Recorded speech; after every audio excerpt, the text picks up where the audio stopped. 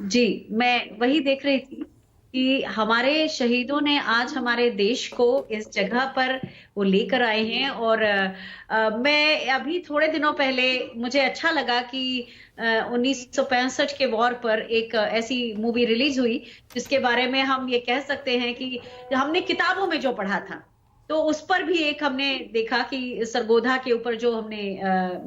1965 की जो लड़ाई थी उस पर देखा, स्क्वाड्रन लीडर देवैया के बारे में एक बार फिर देश ने जाना। तो ये सारी चीजों को देखते हुए और आज के हालात देखते हुए मुझे ऐसा लगता है कि स्कूलों में जो हमारे समय में सिलेबस में हम स्वतंत्रता संग्राम की बात करते थे, उसके कुछ चैप्टर्स निकाले गए हैं और हमारे देश को अपने जो जाना हुआ इतिहास है, जो बिल्कुल 100 साल, सवा 100 साल पुराना इतिहास है, उसके बारे में ज़रूर मालूम होना चाहिए। आज मैं बहुत सारे बच्चों से मिली, एनसीसी के बच्चों से मिली और उन सबको देखकर उनसे मैंने कुछ एक छोटे-छोटे सवाल पूछे और उनको शायद उनके बारे में नहीं मालूम था। तो मैं समझती हूँ जब हम स्वर्णिम विरासत की बात करते हैं, तो ये स्वर्णिम विरासत साथ में लेकर आनी है क्योंकि बिना विरासत के हम भविष्य की कल्पना नहीं कर सकते। पर विरासत हमारी समृद्ध है, तभी हम आगे की तरफ देख सकते हैं। तो आज जब मैं एनसीसी की बच्चियों से बात कर रही थी, एक चीज और मैंने सोचा कि आज बात करूं क्योंकि मैं एक महिला अधिकारी तो जरूर हूं लेकिन एक महिला भी हूं।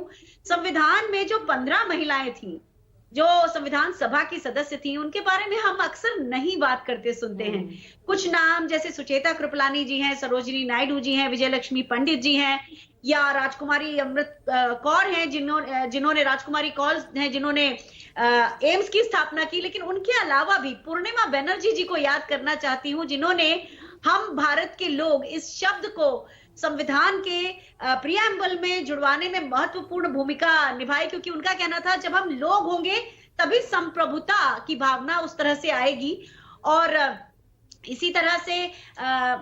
अम्मू स्वामीनाथन थी जो इलेक्टेड मेंबर थी, इकलौती उसमें मुस्लिम महिला जो मेंबर थी वो थी बेगम एजाज रसूल। उसके अलावा मालती चौधरी जी थी, कमला चौधरी जी थी, रेणुका रे थी, लीला रॉय थी और एक बहुत इंपॉर्टेंट नाम हंसाबेन मेहता का है जिन्होंने महिलाओं की तरफ से, पूरे देश की महिलाओं की तरफ से 14 अगस्त की रात को हमारा तिरंगा इस बीच कुछ अहम तस्वीरें सामने आ गई है क्योंकि प्रोसेस शुरू हो चुका है। मैं चाहूंगी गुरुदेव जी आप इन तस्वीरों को थोड़ा एक्सप्लेन कर दीजिए दर्शकों के लिए।